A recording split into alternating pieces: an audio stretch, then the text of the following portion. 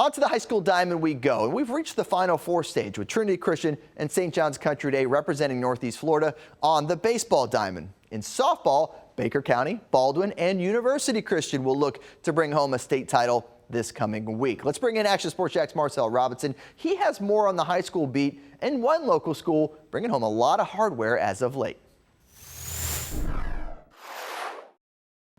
It's a great time for athletics up in Folkston, Georgia. The little town in southeast Georgia is known for producing some pretty big names across the sports landscape. When it comes to championships, they're no strangers to titles. No time was bigger than the 3 years when the football team dominated the entire state of Georgia. 3 straight titles in the early 2000s. Last year, the boys basketball team came up just short in the state championship game, but a new player has entered the chat, and history was made just 1 week ago.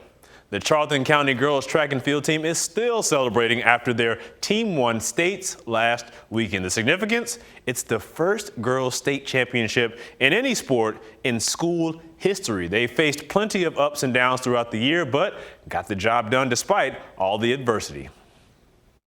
It feels really good. We worked really hard to get here, and it just took a lot of motivation to actually pull it through, and it's just a really big deal to Charlton County as a whole. Charlton County is really small, so actually making it this far is a really big deal. There's no words. This is the first big thing that's ever happened to me, so it's overwhelming. It's still a lot to take in, actually. I don't think I took it in fully yet, but all I can say is that I'm very proud of our girls for doing this and to make history. Anytime, our name always going to be brought up. We're the first people to win girls state championship in our school. No doubt about that. Among those adversities, Kiara Green was one of the best on the track, despite running with what she later discovered was a broken foot. When I first got there and we started running and practicing, I didn't think I was going to be able to run at all. Then I started just running, then it started getting worse, and I was like, let me just keep pushing through. For her running on a broke foot, we didn't know, and not knowing it was broke, and her keep pushing through, I feel like that is something you would have never thought. I'm just so proud of Kiara. I can't say anymore. Oh, that's crazy. The season of first wasn't just about the title. It was the first year for head coach Demario Jones, who was actually brought in to coach the varsity football team. He brought a little bit of track experience and turned it into one of the biggest years of this team's lives. But I knew after we got done conditioning and we had our team, we had the 9 girls that were on the team, that they were bound to do something special.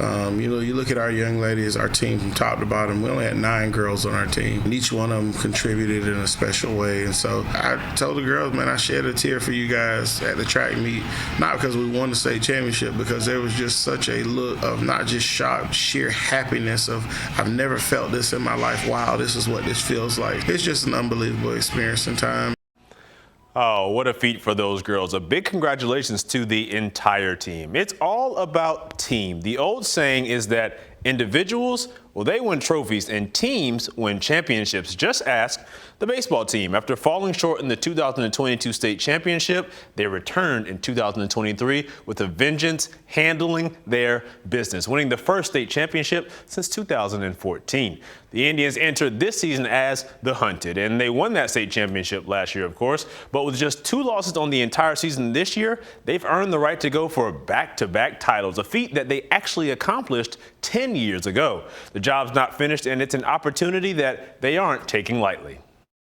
You definitely appreciate it because you just, no matter how many times it happens, you don't know if you can get back to this point again.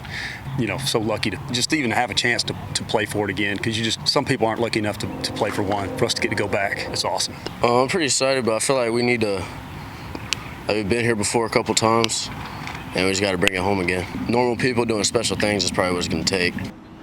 One series to go to cap off the school year with a lot to celebrate. Of course, being a small town, the success of one team is felt by every team. What a fantastic thing for those girls to not just to get state championship, but the first girls championship in Charlton County history. When you do the first in history, it just makes it more awesome. And we're going to talk about this today. Our players have a chance to have the best single season record in history. What an experience it would be for this school year to end in a girls and boys track and baseball state championship. It'd just be a special time. Oh, you gotta love it. It just goes to show you that you don't have to be a big city to do big things. Congratulations to all of the Charlton County Indians, and we're looking forward to their success in the future. In the studio, Marcel Robinson, Action Sports Jax. Speaking of Charlton County, best of 3 series for the baseball title. Indians taken to the diamond against Lanier County earlier today. This is game 1, already up 1-0. Top 3, David Walters gets it to drop in center. Here comes Hayes Johnson across third. He'll cross home plate and double the lead for Charlton County. Still in the third, Cole Crawford sending one deep to left center field. That is over the outfielder's head. That stand-up double brings in another pair of runners. Indians win game 1, 5-1. But Lanier County would take game 2. They'll do it again with everything on the line in game number 3. When you think sports, you think Action Sports Jax, the official station of the Jaguars, on location for every game. But the most experienced team in town doesn't stop there. From high school football to the big events in the area, Action Sports Jax is always on. Now, we take that to a new level. Action Sports Jax 24/7 is around-the-clock coverage of the teams you love and the moments you can't miss. The best local sports in Jacksonville on Action Sports Jax 24/7.